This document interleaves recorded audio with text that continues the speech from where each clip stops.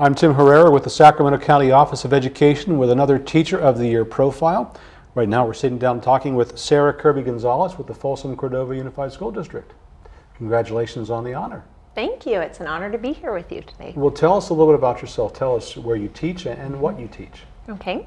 Folsom Cordova. I teach at Navigator Elementary School, which is in Rancho Cordova, and it is the first new school in Rancho Cordova in I think 40 years.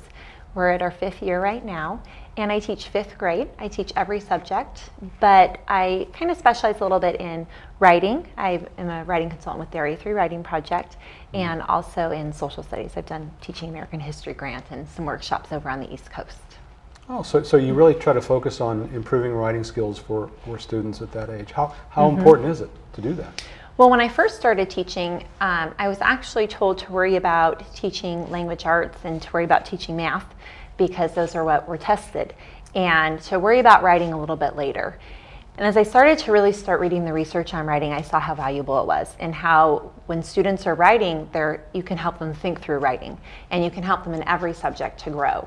And so I quickly joined the Area 3 Writing Project a couple years ago and really developed my skills as a writing teacher. And I've seen a huge growth in my students. Not only do they like to write now, but they're also able to think deeper and go a little bit deeper with the subjects as a result. How does that help a student's overall communication skills when they improve their writing?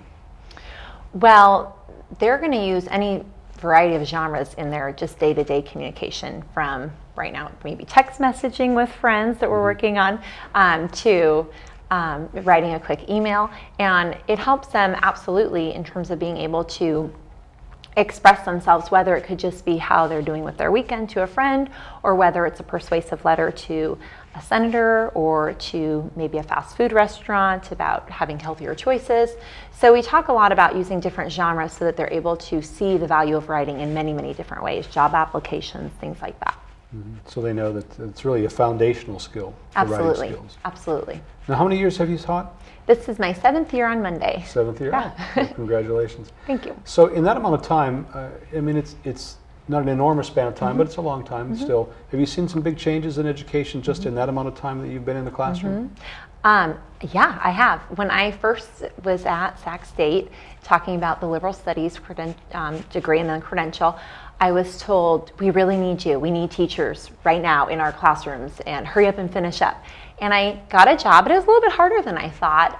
Not everybody in our credential program got a job right away. And then a few years later, I was surplus, moved to a different school, and I've started to see this big influx of money going into schools, and now that's changed a little bit. A lot of friends of mine are still waiting to see if they'll have a job who's just a couple years behind me. I've also seen a big difference in terms of course, the standards, and I think the focus is shifting a little bit in terms of where we're going. And of course, we know that we need to look at a school and see how we're doing and where we can go, but there's multiple measures that maybe we don't need to just use one test result to look at that. And some people might say this pendulum's still going this way, but I see it coming back a little bit to the middle and looking at schools a little bit more holistically. There's a lot more accountability now. Yeah, there is a lot of accountability. And even with the Race to the Top funding, there are some things in there where a low-performing school who maybe is a pretty great school but has low test scores can really be changed and teachers let go. And that's a little bit scary, but I'm hearing a lot of discussions now with teachers and a lot of people in the educational field that are talking about, now that we finally have results of the STAR tests and we can see how are kids doing on the NAEP, on the national assessment, and are they measuring up, and are kids really learning better? I think it's bringing forth a lot of rich discussions. So how do you work with, and you work with a wide range of types of students. Some are more easily motivated than others. Those ones that are harder to motivate, what are some special things you do to work with them? First and foremost, you have to know your class. You have to know them well, and they have to know that you care about them. Because I have some students who are living in a program where in the past maybe they were either homeless or they were in foster care and they're just now being reunited with their family, and they're kind of hesitant about school. And you have to really build a huge trust first to bring them in and get them motivated. And then once they're there, you need to really look at your curriculum and negotiate it for how you can get the most bang for your buck. How can you have an investigation in social studies? How can you have a lot of inquiry in your science and what you're doing? How can you give them some choice over what they're doing? And the second you start to give them choice, they start to get motivated. And they have to know, though, first you care and trust you. But I find that they can get pretty motivated. So giving them that much of a choice gives them an investment. Absolutely. So it means more to them. Absolutely. What about motivating the parents? Well, some of our families don't always appear motivated, but I think it's just because they're hesitant to come into the school environment.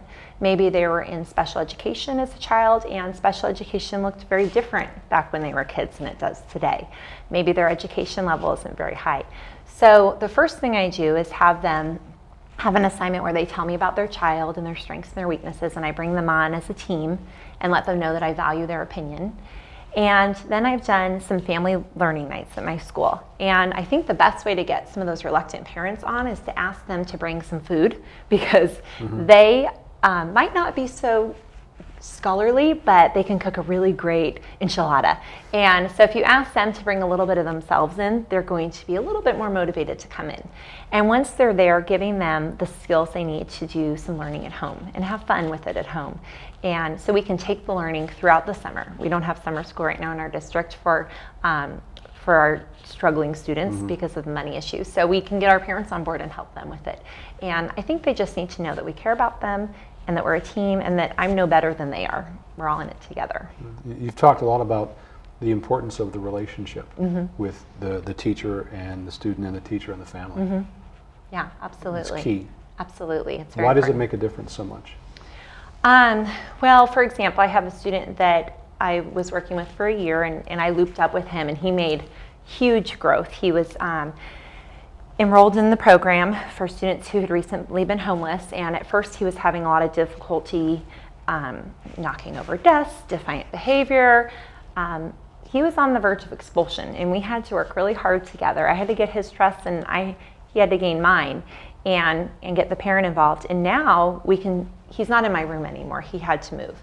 And so I talked with the mom about how we can make sure he's still successful. And she told me that she thought we should continue to have a relationship. And so I go to his house once a month and still meet with him. And I've seen him grow so much. He's had no suspensions, and he has been just doing great at his new school. And I think that if we have this relationship with our families, we can really see that long term, not just for the 180 days that we have them. So what motivated you to become a teacher in the first place? Well, I was kind of myself a little bit reluctant of a learner.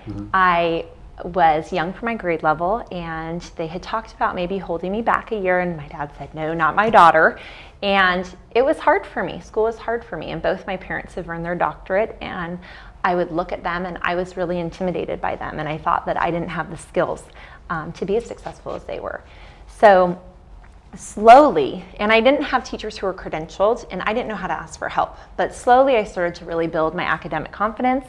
And in high school, I coached to manage a girls softball team, and I just fell in love with that role, fell in love with teaching kids and making them feel good about themselves. And by college, I realized how smart I was and that I didn't know, and I learned how to play the game, and I learned how I learn and how to ask for help and how to pound on professors' doors and get in their office hours and get help. And I've been very successful and gone on to get my master's degree, and I just really wanted to help kids to not feel how I did it as a student and to reach them and let them know their strengths. So how would you inspire other people to teach if they're thinking about it as a career? I would ask them to come in my classroom, and I would ask them to maybe come an hour early and watch how I get ready. And I'd ask them to come home with me and see what I do at home and watch me on Sunday plan. And that's kind of the hard stuff of teaching that I think is important to know before you get into it. But then I'd ask them to look at how excited we get in the classroom and how great it is to have a parent come in and say, my son's finally got the math. They've never had a B. And how exciting it is to have a student say, oh, I understand this. I feel proud of myself. I have a student teacher right now who's really enthusiastic, and we've been getting ready for the first day of school. And just to see that enthusiasm in her, I know she'll be great. But if there's somebody who's on the fence and not sure, and they don't come into a classroom, and it doesn't resonate in their soul, then I don't think that that maybe teaching is right. I think you have to really want it, because it's too hard to kind of be on the fence about it. Well, thank you very much for your Thank time you. and congratulations. Thank you. We've been speaking with Sarah Kirby-Gonzalez, who is the Teacher of the Year for the Folsom Cordova Unified School District. Thanks for your time. Thank you. And that's it.